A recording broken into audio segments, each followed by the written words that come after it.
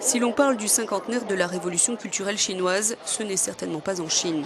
Ici, aucune commémoration n'est prévue et l'événement est passé sous silence. Car les 10 ans de révolution culturelle de Mao Tse-tung restent un épisode douloureux de l'histoire du pays. Officiellement, Mao veut purifier le Parti communiste et en chasser les éléments pro-capitalistes. Ainsi débutent 10 ans de chaos et de purges meurtrières. La ligne officielle du parti sur le sujet a été tranchée dans les années 80, après le procès de la bande des 4. Des erreurs ont été commises et la révolution a été une tragédie. Fin des débats. Ni la légitimité de Mao ni celle du parti ne sont et ne doivent être remises en cause. Dès le début de la révolution culturelle, le petit livre rouge, recueil de citations de Mao, devient la Bible des jeunes. Un instrument de propagande, prétexte à tous les abus. Ces dizaines de millions de jeunes se lancent dans une chasse aux sorcières, massacrent tous ceux qui ne sont pas dignes de l'idéologie, y compris leurs parents ou leurs professeurs. 2 générations d'intellectuels sont sacrifiées. 36 millions de personnes auraient ainsi été persécutées, entre 750 000 et 4 millions jusqu'à la mort. Ces jeunes fanatiques avaient entre 14 et 30 ans. Ils deviendront les gardes rouges à la solde du régime. Zhao Shulin était l'un d'entre eux. Il avait 13 ans quand la révolution débute. Il ne l'a jamais remise en cause et en garde la nostalgie.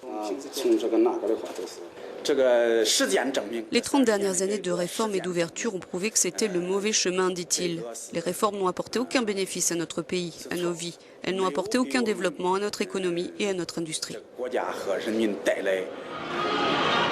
Pour ces admirateurs de Mao, l'idéologie de la révolution culturelle prolétarienne, ce qu'elle n'a au fond jamais été, était juste.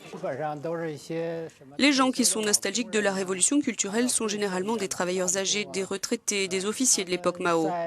En fait, c'est un peu idiot. Il y a un proverbe chinois qui dit « Vous faites encore confiance à celui qui vous a trompé ». Cette situation perdure parce que la société actuelle est très instable. La distribution inégale des richesses rend les gens malheureux et les conduit à regretter Mao Tse-tung.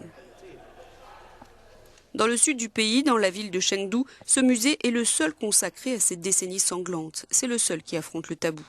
Les jeunes qui viennent là, relativement ignorants de cette période, ont du mal à imaginer que l'histoire puisse se répéter.